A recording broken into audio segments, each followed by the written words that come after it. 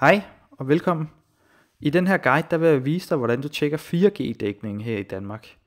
Det kan du gøre ved hjælp af de såkaldte dækningskort, som du kan finde på de forskellige udbyders hjemmeside. Men i stedet for at du skal gå ind på hver enkelt udbyders hjemmeside og se henholdsvis deres dækningskort, kan du gøre noget lidt smartere. Fordi som du måske ved, er der 3 4G-netværk her i Danmark. Der er henholdsvis TDC's netværk, TT-netværket, som er ejet af Telenor og Telia, og 3's netværk.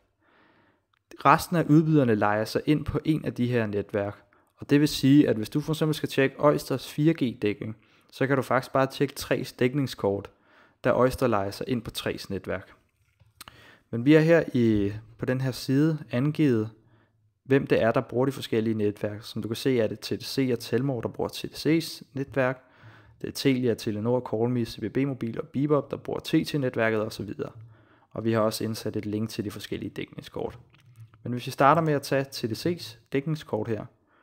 Det første du skal gøre er at afkrydse 2G og 3G, hvorefter du vil kun få vist dækningen for selve 4G. Og her kan du så zoome ind til det sted, hvor du bor.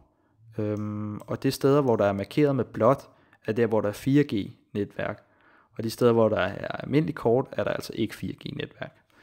Men en god ting også lige at gøre, er at angive den til indendørs her, da de fleste af os kommer til at bruge bredbåndet indendørs, og der kan du se, at dækningen ikke er lige så god. Du kan som sagt zoome ud og zoome ind og gå derhen, hvor du bor, eller så kan du bare indtaste din adresse eller postnummer her, og så kommer du derhen. Hvis vi tager TT-netværket, så kan vi bruge for eksempel Telenors dækningskort. Her i starten kan du få dem til at finde din aktuelle position, eller du kan indtaste din adresse. I det eksempel, der går jeg bare direkte til kortet. Og jeg vælger større kort her. Og det fungerer på samme måde. Vi afkrydser 4G-netværket, og vil kunne se 4G-dækningen her i Danmark. Og du kan zoome ind på det sted, hvor du bor. Eller du kan indtaste din adresse heroppe i feltet. Og en god ting igen er at lige sætte den på indendørs, så vi får dækningen indendørs, da de fleste af os skal bruge det indendørs. Og hvis vi tager 3's netværk her til sidst, så fungerer det på præcis samme måde. Vi afkrydser 2G, 3G og 3G her, og får angivet selve 4G-netværket. Og du kan zoome ind der, hvor du bor, eller vælge din by, eller skrive din adresse eller postnummer heroppe.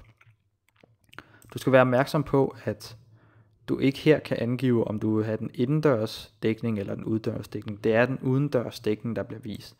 Og derfor skal du være lidt mere påpasselig, fordi dækningen ikke er lige så god indendørs, som den er på det her kort her. Men du kan for eksempel, nu indsætter vi med køren her ved København Ø, og holder musen over her, så kan du se, at den forventede udendørs hastighed er 8-35 megabit, men altså det er den forventede udendørs hastighed. Du skal regne med, at den forventede indendørs hastighed er lidt lavere. Men det var sådan set det, og har du spørgsmål, så skriv endelig ned i kommentarerne. Hej hej.